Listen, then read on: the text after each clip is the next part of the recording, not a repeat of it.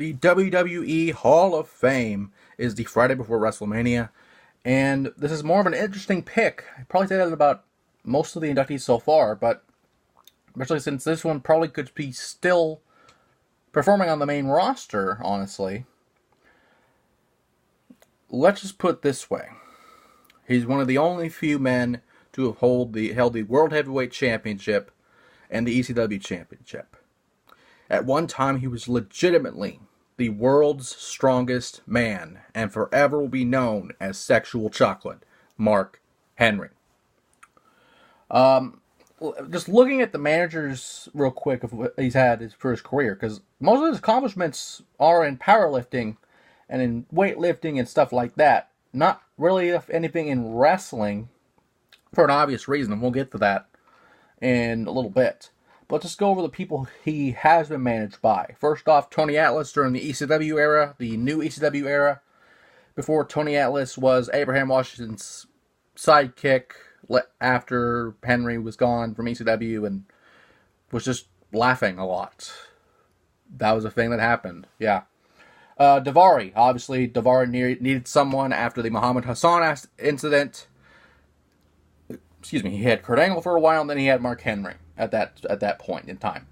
Ivory, who is another Hall of Famer, actually, ironically, in this class, was during the Sexual Chocolate era, and I want to say D'Lo introduced him to Mark Henry, or was the other way around, I don't remember. She managed both D'Lo and Henry at the time, but that was, that happened. Theodore Long during Fucking and Bugging the Enterprises, which also was comprised of Jazz, Rodney Mack, I think that was it. Maybe. God. The fucking Harvard guy. I forget his name, but the fucking Harvard guy maybe was in that as well. I don't remember. Rosie was in it too. 3 Minute Warning was also in it as well. Melina. Because, of course, well, not Sexual Chocolate era, but at that point, Eminem was broken up, or at least Joey Mercury had that incident with the ladder that fucked up his face. So she needed someone to manage, so that happened as well. It was also someone to help manipulate Kurt during the rivalry between Kurt Angle and Mark Henry for the world title at that time. Matt Striker, with, of course, Striker having Big Daddy V, just managing both made it easier, made it more simple. And, of course, Mae Young, the woman that he impregnated with a hand. She gave birth to a hand, to the point where that hand came back for Father's Day on fucking Raw. This is not a joke. This actually happened. This was a thing that happened. There's a reason there's a network, and viewer discretion advised on the birthing of the hand. Just fair warning on that. Because Mae Young is probably fucking 80 years old at that point, and you don't need to see that shit. Not even if you want to see it. Ugh, that's disgusting. Anyway, for his accomplishments for powerlifting, in the high school level, 2 times first place at the Texas State High School Powerlifting Team Championships in Division 1.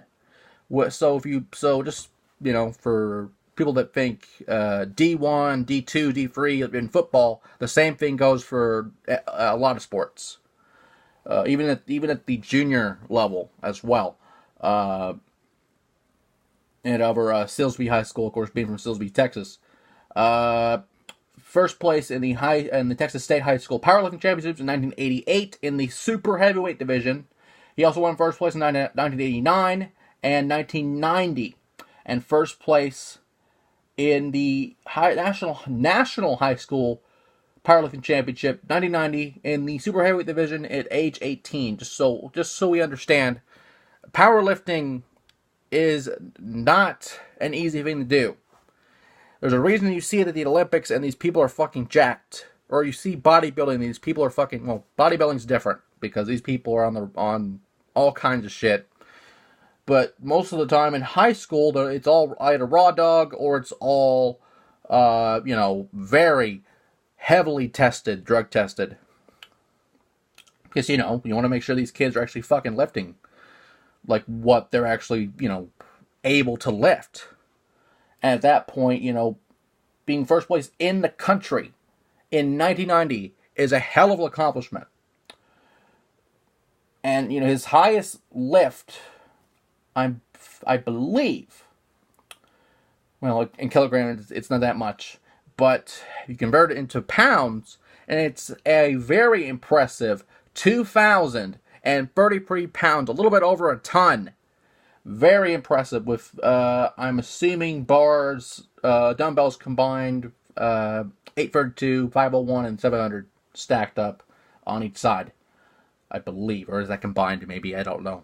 It's possible. Maybe either way. For the participants, championship participants at the junior and senior level of still high school, by the way. So, first place in the international junior. So this is all over the world from age 20 to 23-ish. Paralympic Championship in 1991 in the super heavyweight division at age 20. Second place in the USPF, so United States Powerlifting Federation, Senior National Championships in 1990 at age 19 in the super heavyweight division, with an impressive lift, a personal best of 2,006.2 pounds. So again, that's like, if you were to stack it up on each side, it'd be 104.7-ish, maybe 105, if you just want to round it up. 468.5 and 733, stacked, maybe combined or together. Could be either way. Because each league and each lifter does it differently. So it just depends on what they're comfortable with. First place in the ADFPA, which is American Powerlifting Association. Which is now the USA Powerlifting, Federation. At the National Powerlifting Championships in 1995, first place in the super heavyweight division and age 24. Personal best at that point is 2,314 pounds raw with straps. Now, when I say raw, that means you don't have a shirt on, you don't have supports, you don't have straps, you don't have any of that shit.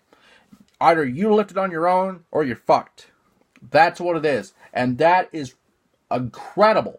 So just to make that, like I've done with these last ones, that'd be stacked up, combined, maybe plates consisting of 948 pounds, 263, and 904.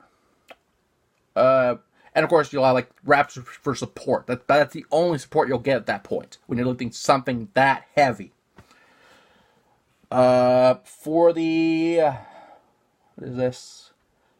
The World Drug-Free Powerlifting Federation, first place in the World Powerlifting Championships in 1995 in the superweight division at age 24 with a personal best of 2,336.9 pounds. So again, that's stacked up. That's like 953.5, 518.1, and 865.3. Raw again with the wraps for support, but the wraps are all you get again. And we'll just keep going as we continue.